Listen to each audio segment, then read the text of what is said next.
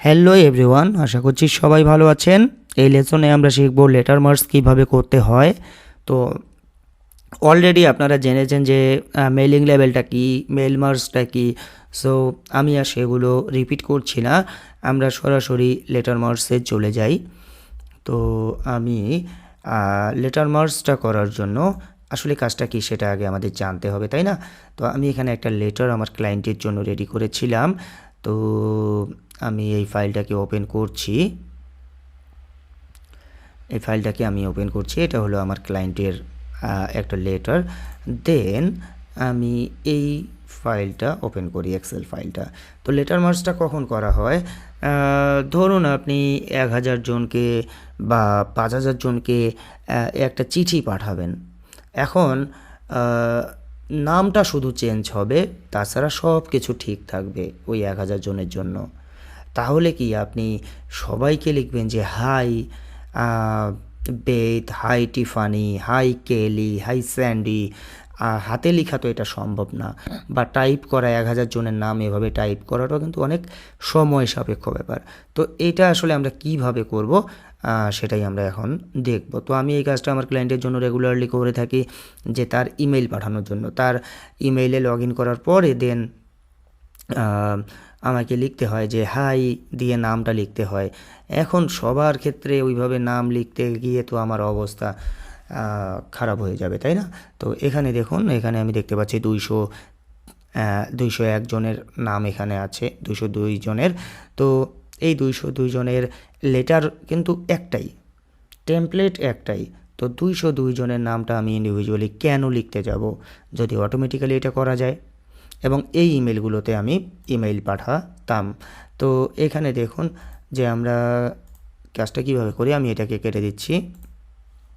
And এই যে লেটারটা আপনারা এখানে দেখতে পাচ্ছেন, এখানে অনেকগুলো পেজ আছে। আমি শুধুমাত্র একটা পেজকে আমি নিচ্ছি, একটা লেটার, এই লেটারটাকে আমি কপি করে নিচ্ছি। দেন নতুন একটা ব্ল্যাঙ্ক শিটে আমি নিচ্ছি, ব্ল্যাঙ্ক ডকুমেন্ট একটা ওপেন করলাম।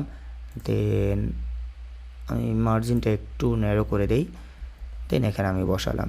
তো এখানে কি লেখা আছে? হাই ক্যাটি, তাই না? তো এই ক্যাটি নামটা আমি কেটে দিচ্ছি। আমি এখানে কোনো নাম রাখবো না, শুধু হাই লেখা থাকবে। এরপর আমি কিভাবে কাজটা করি তাই আপনারা দেখুন এবং শিখতে থাকুন।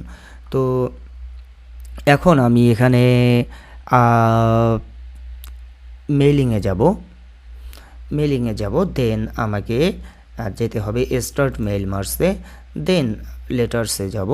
এই যে লেটার্স, আমরা কিন্তু মেইলিং লেভেল করার সময় লেভেলসে গিয়েছিলাম। তো এখন আমরা লেটার্সে যাব। জাস্ট একটা ক্লিক করব। দেখুন এইরকম কিছুই কিন্তু আমরা বুঝতে পারলাম না, তাই না? জাস্ট লেটার্সে ক্লিক করব, জাস্ট এইরকমভাবে একটা ফ্ল্যাশ করবে। তো আবারও লেটার্সে ক্লিক করি, দেখুন একটা ফ্ল্যাশ করলো। দেন এখন আমি ওই ফাইলটাকে নিয়ে আসব, select recipients, then use an existing list. Then আমার ফাইল থেকে আমি এই ফাইলটাকে আমি এখানে আপলোড করব। এরপর ইনসার্ট মার্জ ফিল্ড, এখান থেকে আমি ফার্স্ট নেমটা শুধুমাত্র বসাবো।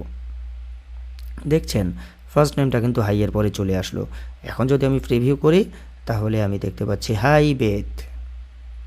দেন আমি যদি নেক্সটে দেখতে চাই high Tiffany, hi Kelly, hi Sandy, এখান থেকে আপনারা দেখতে পারবেন যে সব কিছু ঠিকঠাক ওই শিটের মতো করে আসছে কি না। তো আমাদের এটা কিন্তু হয়ে গেছে। অ্যান্ড আমরা ফিনিশ অ্যান্ড মার্কসে ক্লিক করে এডিট ইন্ডিভিজুয়ালে ক্লিক করে দেন ওয়ালে সিলেক্ট করা থাকবে অ্যান্ড ওকে করে দিব। দেন আপনারা একটু সময় দিবেন, কয়েক মিনিট, 2-4 মিনিটের মধ্যে দেখবেন অলরেডি কিন্তু এখানে 50টার বেশি হয়ে গেছে। 50টার বেশি ডকুমেন্ট দেখুন লেটার এখানে ক্রিয়েট হয়ে গিয়েছে। ওকে, জাস্ট এগুলো প্রিন্ট করবেন অথবা এখান থেকে আপনি কপি পেস্ট করে ইমেলটা পাঠিয়ে দেবেন। ওকে, আশা করি বিষয়টা আপনারা বুঝতে পেরেছেন। খুবই সহজ অ্যান্ড খুবই হেল্পফুল একটা ট্রিক্স, অ্যান্ড এগুলো কিন্তু আমাদের কাজের ক্ষেত্রে লাগবে বলেই আমি আপনাদেরকে এটা শেখাচ্ছি। দেন আরও অনেক কিছু আমরা শিখবো, যে অনেক কঠিন কাজ আমরা খুব সহজে করে ফেলতে পারবো, যেটা আসলে আমরা এখন কল্পনাও করতে পারছি না। তো ঠিক আছে, সবাই ভালো থাকবেন, ধন্যবাদ।